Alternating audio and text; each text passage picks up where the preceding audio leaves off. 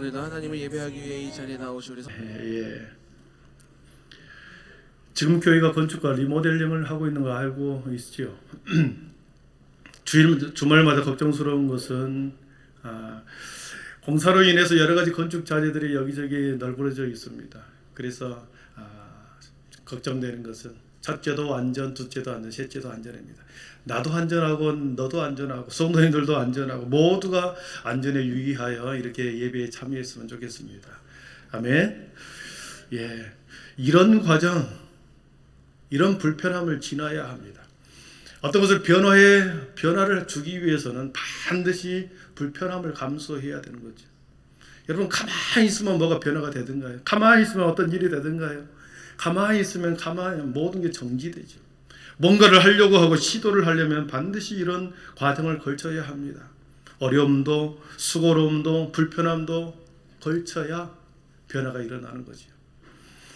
친구들, 앞으로 6개월 후에 완성될 조감도를 우리 주보에 넣어줬습니다. 우리 주보에 조감도를 넣어줬는데, 조감도라고 하는 뜻이 보여주시죠.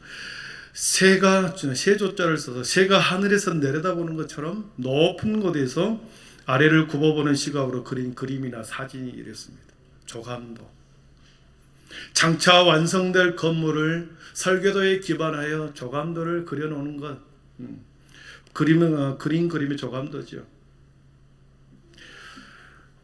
여러분, 지금 이렇게 교회 주차장에는 자재들이 많이 있고 어수선하고 불편하지만 그 자재들이 하나씩 퍼즐을 맞춰가게 됩니다. 하나씩 퍼즐을 맞춰갈 때 6개월 후에는 조감대대로 그 건물이 완성이 되는 거죠. 매일매일 시공사 일하시는 분들 15명이 일하러 오십니다.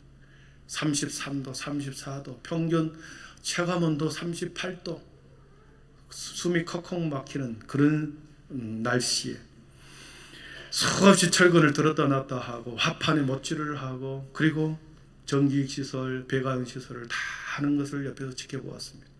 그것이 3층에 다 올라갈 때까지 계속 무한 반복을 해야 합니다. 6개월 후에 있을 그 조감도와 설계도를 따라서 하루하루 그렇게 힘들게 온 정성을 다하여 땀을 쏟고 지금 진행되고 있습니다.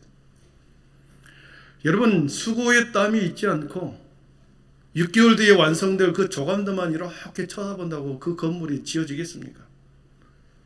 조감도만 보고 쳐다보고 저거 언젠가는 지어지겠지? 아니죠. 수고의 땀과 노력을 해야만 합니다. 완성될 때까지 행정적인 절차를 다 시작하고 주변의 여러 가지 민원들을 다 처리하고 시공사의 관계자들은 매일매일 뜨거운 여름에 햇빛 아래서 물 한 잔 마시면서 정성껏 심혈을 기울여야 매일매일 그런 노력을 해야 마지막 6개월 뒤에는 조감대대로 건물이 완성되는 거죠. 건축 과정을 옆에서 지켜보니까 매우 분업화가 이루어졌습니다. 자기 역할이 있더라는 거죠. 자기가 감당해야 할 몫이 있더라는 거죠. 그 역할을 잘 감당해야 다음 단계가 진행이 됩니다. 땅을 파는 토목공사를 하는 사람은 토목공사만 땅을 파고 딱 빠져나갑니다. 그리고 거기에 철근을 까는 사람은 철근만 열심히 깔고 딱 빠져나갑니다. 그리고 거기에 배관시설, 전기시설을 또 딱 깔고 또 빠져줍니다. 그러면 옆에 비계를 세우고 그 다음에 옆에 그렇게 해서 모든 것이 하나씩 순서대로 자기 역할에 정확하게 그것이 시공이 돼야 마지막에 콘크리트를 딱 부을 때 아무 문제가 없는 거죠. 급하다고 콘크리트부터 먼저 부어버리고 나중에 전기시설 공사하고 배관 공사를 하면 어떻게 되겠습니까? 다시 다 뚫어야 되는 거죠. 자기 역할이 있더라는 거죠. 자기 역할을 충실히 감당할 때 부실공사가 아니라 건물이 잘 지어지는 거죠.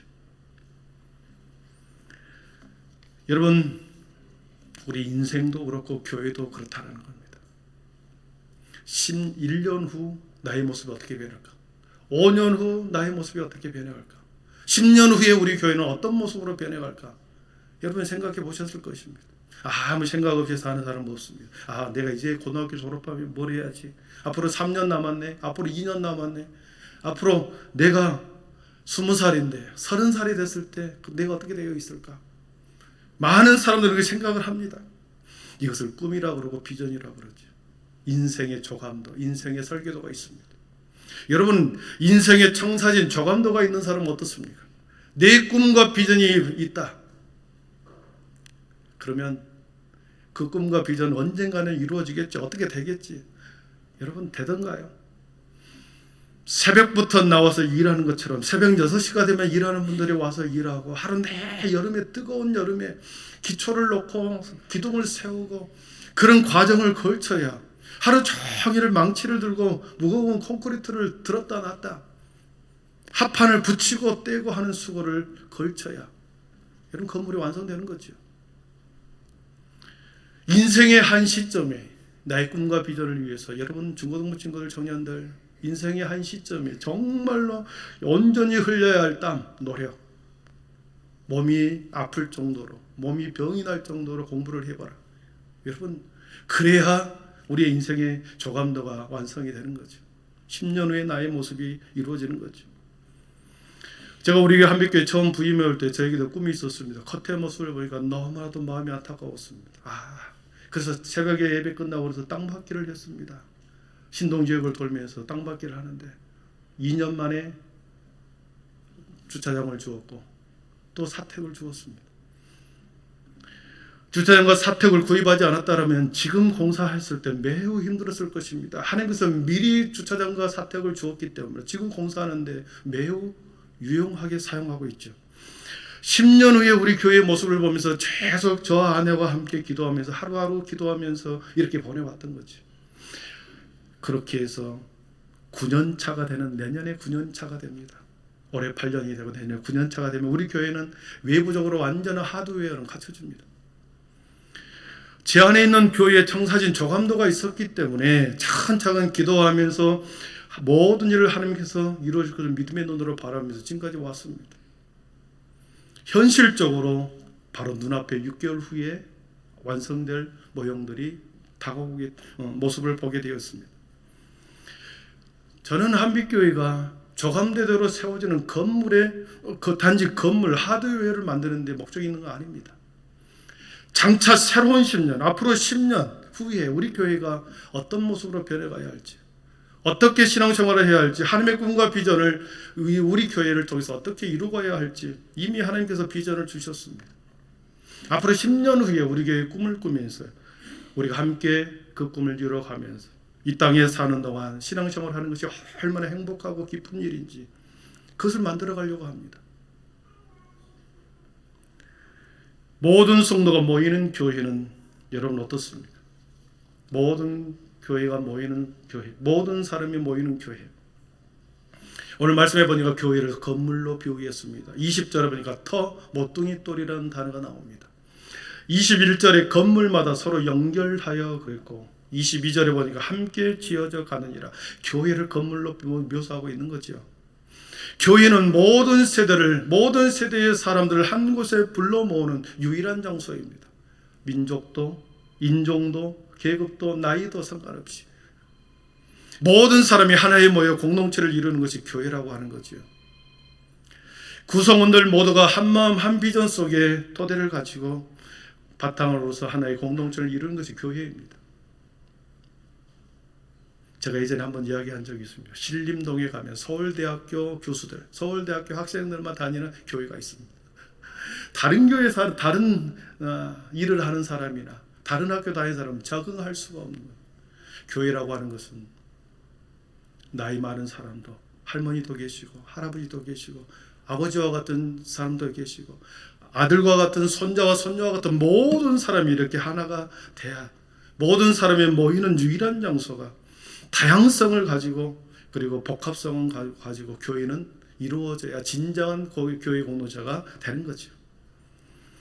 그래서 다양한 사람들이 다양성을 가지고 여러 각양각색의 사람들이 모여서 함께하는 영적인 가족, 하나님의 권속이라고 표현합니다.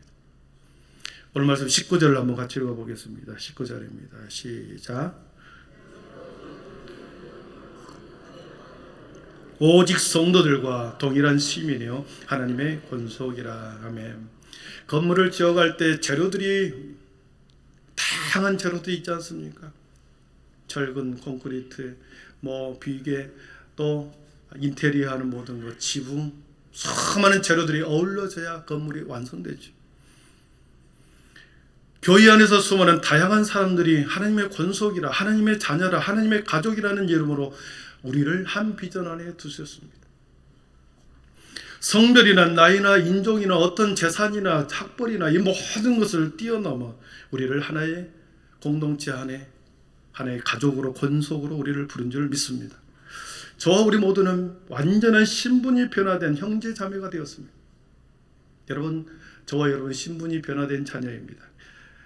누가복음 16장에 보니까 부자와 거짓 나사로의 이야기가 나오죠. 부자와 나사로의 이야기. 우리 한번 19절 21절까지 한번 읽어보겠습니다.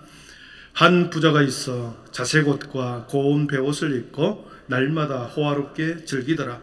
그런데 나사로라 이름한 한 거지가 헌데투성이로 그의 대문 앞에 버려진 채 그 부자의 상에서 떨어지는 것으로 배불리하며 심지어 개들이 와서 그 헌데를 핥아라 하며.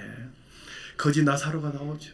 인간이하의 삶이다. 쓰레기통을 뒤지면서 먹을 것을 구하면서 떨어진 헤어진 옷을 입고 상처가 투성입니다. 개가 핥았다 그랬습니다. 동네 개들조차도 그를 사랑 취급하지 않는 거지 나사로. 여러분, 죽지 못해 사는 인생이 거지 나사로였습니다. 그런데 부자와 이 거지 나사로가 한날 죽었는지 시간차를 둔지 알 수 없어요. 두지 죽었습니다. 우리 22절과 23절을 같이 읽어봅니다. 이에 그 거지가 죽어 천사들에게 받들려 아브라함의 품에 들어가고 부자도 죽어 장사되매 그의 음부에서 고통 중에 눈을 들어 멀리 아브라함과 그의 품에 있는 나사로를 보고 그랬습니다. 여러분, 죽은 나사로가 누구 품에 있습니까? 아브라함의 품에 나사로가 안겨 있습니다. 나사로가 죽을 때 천사들이 받들어 그를 아브라함의 품에 안겨 주었습니다. 사랑하는 성도 여러분, 바로 이 모습입니다. 예수님께서 우리를, 저와 여러분을 아브라함의 품에, 아브라함의 자녀로, 하나님의 거룩한 백성으로, 하나님의 거룩한 권속으로, 하나님의 시면으로 우리를 받아주셨습니다. 여러분 믿습니까? 예, 그렇습니다. 한빛의 모든 영적 가족은 어린 나이부터 살롬에 이르기까지 모든 성도들 이와 같이 하나님께서 우리들에게 동일한 차별이 없이 동일한 권속, 동일한 가족으로 우리를 신분을 변화시켜 하나님의 영적인 가족이 되게 해주셨습니다.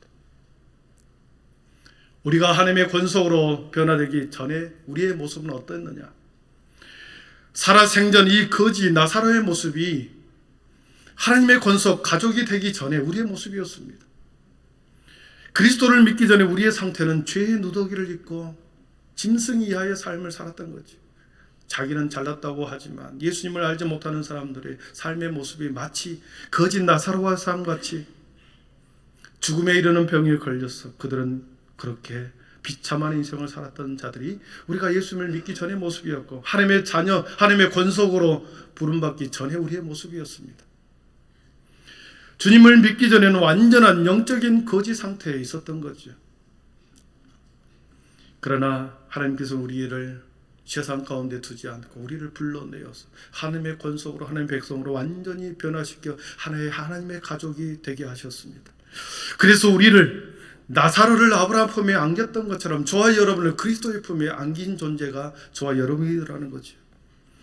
가장 비참한 거지에서 가장 빛나는 아브라함의 품에 안기는 자, 아가서에 나오는 술람미 여인처럼 계달의 장막 같은 옷을 입고 살아갔던, 그리고 볼품없는 시골 처녀를 솔로몬 왕이 자신의 아내로 삼아버렸습니다. 왕비로 삼아버렸던 거죠. 하루아침에 신데렐라가 되어버린 거죠.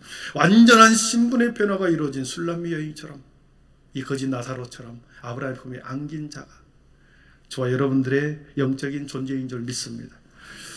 동일한 시민 권속으로 모인 교회, 영적인 가족, 그 가족인 교회의 가장 큰 특징은 연합과 결속입니다. 여러분, 오늘 말씀해 보니까 21절 22절 보니까 교회를 건물로 비유했다고 했습니다. 21절 21절 22절을 같이 읽어봅니다. 그의 안에서 건물마다 서로 연결하여 주 안에서 성전이 되어가고 처소가 되기 위하여 그리스도 예수 안에서 함께 지어져 가느니라. 아멘. 그의 안에서 건물마다 서로 연결되었다고 그랬습니다. 성령 안에서 하나님의 거하실 처소가 되기 위해서 그리스도 예수 안에서 함께 지어져 간다고 그랬습니다. 교회를 건물로 표현하고 있는 거죠. 여러분, 건물의 특징이 뭡니까? 단단함입니다. 결속력이 있어야 합니다. 기둥과 기둥이 잘 세워져 있고 붙어 있어야 합니다. 벽과 벽이 잘 붙어서 연결되어 있어야 합니다. 바닥과 천장이 잘 붙어서 연결되어 있어야 온전한 건물이 되는 거죠. 여러분, 그렇습니다. 기둥과 벽이 그리고 천장과 지붕이 부실하면 부실공사가 되죠. 건물로서 역할을 하지 못합니다. 올해 3월 27일 미얀마에서 강도 7.7 지진이 일어났습니다. 근데 그 지진으로 인해서 한 개의 건물이 폭삭 주저앉아 무너진 것을 보았습니다. 사진 한 장 보여주시죠. 30층, 방콕 한복판에 30층의 건물, 감사원 건물이랍니다. 이 감사원의 건물을 신축하는데 중국 기업이 이 건물을 짓기 시작했습니다. 그런데 주위에 있는 다른 건물도 내진 설계를 해서 무너지지 않았는데 저 건물만 폭삭 주저앉아 버렸어요. 알고 봤더니 자재를 제대로 사용하지 않고 시멘트를 충분히 부어야 되는데 붓지도 않고 철근을 충분한 두께로 해야 되는데 하지 않고 부실 공사로 저 건물을 지었던 거죠. 자, 그 지진으로 인하여 그 건물은 약 하나 908억 원 정도 되는 건물이 폭삭 주저앉아 버렸습니다. 여러분, 아무리 높은 건물, 아무리 아름답게 지었다 해도 부실 공사가 되면은 하루아침에 무너지는 거죠. 여러분, 교회라고 하는 것은 결속력이 있고 연결이 되어야 합니다. 연합이 이루어져야 합니다. 교회 안에 성도로 등록이 되었습니다. 교회에서 들어왔으면 교회 학교 아이들은 교회 학교 부서에서 활동을 해야죠. 전성님과 연결되고 아이들끼리 연결되고 성도로 교회에 들어왔으면 직분으로 연결되고 봉사로 연결되고 구역과 목장으로 연결되고 각 성교회에 연결되어 있어야 그 성도의 신앙과 믿음이 튼튼하게 견고하게 자리 잡게 되는 거지. 다양한 방식으로 교회 안에서 연결되어 있는 것, 이것을 보고 교회가 나를 지나치게 구속한다 이렇게 생각할지 모르겠습니다. 그렇지 않습니다. 교회 안에서 연결과 연합은 우리의 생명을 보존하는, 영적인 생명을 보존하는 일에 매우 중요합니다. 부실해지면, 단단하게 묶여지지 않으면, 부실해지면 내 신앙도 내 교회도 내 삶의 주변도 이렇게 무너질 수 있다는 거죠. 이것을 우리 약한 고리라고 합니다. 약한 고리. 어떤 거에서 약한 고리는 끊어지기 쉽죠.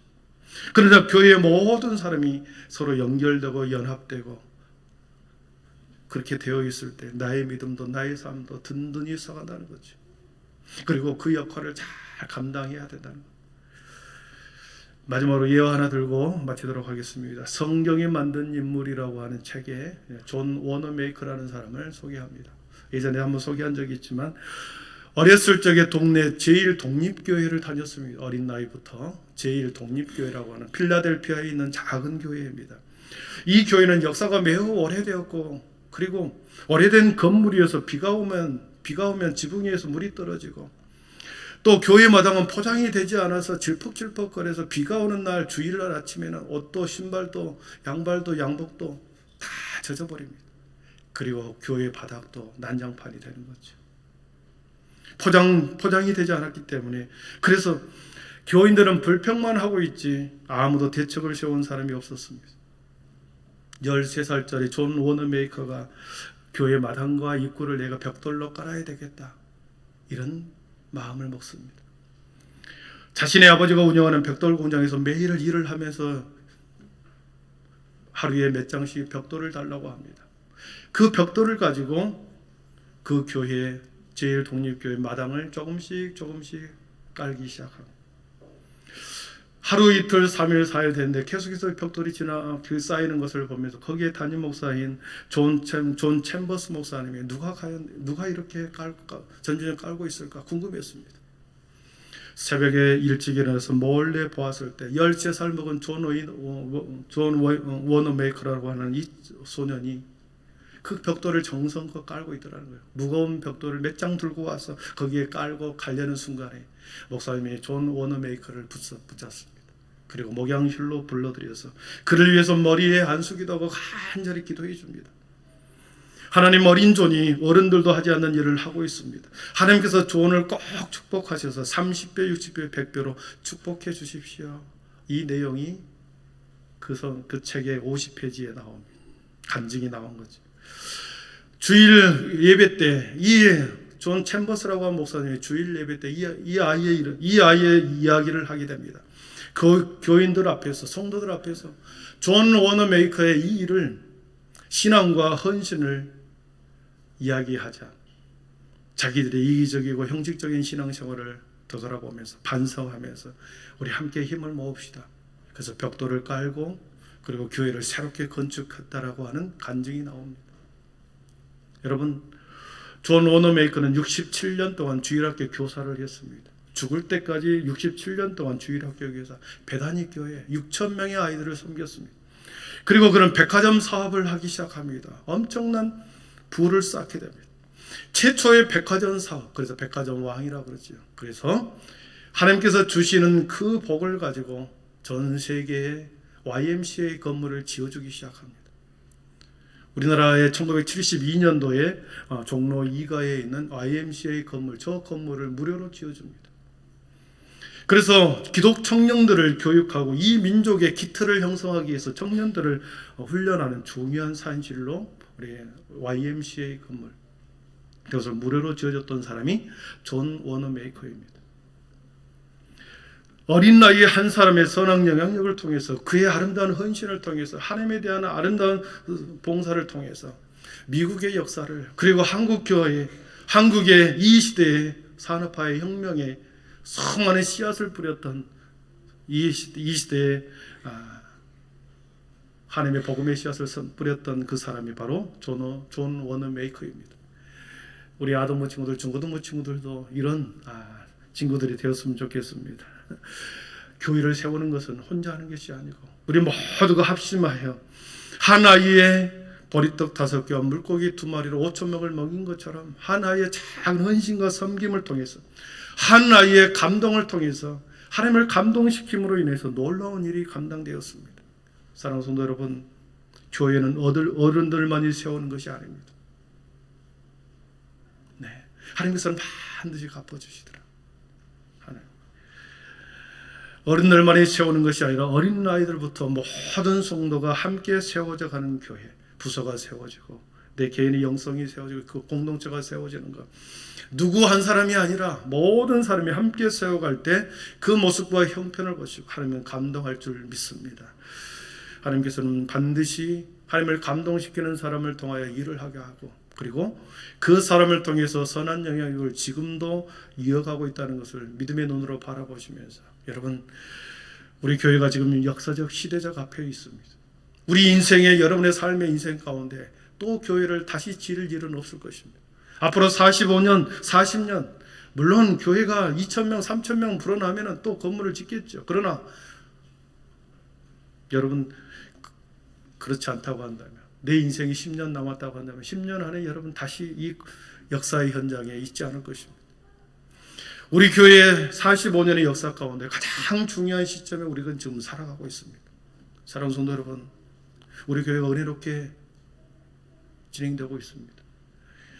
근데 저에게 한 가지 너무 더 은혜로운 일이 기대를 하고 있는데, 사랑하는 성도 여러분, 우리 교회가 매일매일 지어져 가는 것을 보면서 궁금해서 차를 몰고 와서 한번 쑥 보고 가지 마시고, 여러분 교회에 와서 일하는 사람들에게 바카스 한 병이라도 이렇게 사서 오시면 좋겠습니다. 시공사 정성건설이 지금 열린교회도 지었고 동령교회도 지었고 전주 샘물교회도 지었는데, 그리고 우리 교회를 짓고 있습니다. 우리 교회 성도들이 매일 어떤 사람이 바카스를 들고 오고 어떤 사람이 비타 500을 들고 오고, 물론 저도 교회에서 음료수를 제공하고 아이스크림도 줍니다. 그러나 교회 성도들이 여기저기서 와서 일하는 사람들에게 바카스 하나 드시라고 와서 주고 가면 이 한빛교회는 우리가 그동안에 다른 교회 지었던 거와는 너무나 차이가 있네. 뭔가 이 교회는 살아있네. 정이 있네. 이러지 않겠습니까? 먼 발치에서 남의 일처럼. 그러면 안 된다는 거죠. 이번 주에 제가 바깥에서 한 박스 들고 오겠다는 사람 손을 높이 한번 드셨. 사랑하는 성도 여러분, 하나님이 보고 계실 줄 믿습니다. 두 손을 높이 들고 두 박스를 들고 오시기를 바랍니다. 기도하겠습니다.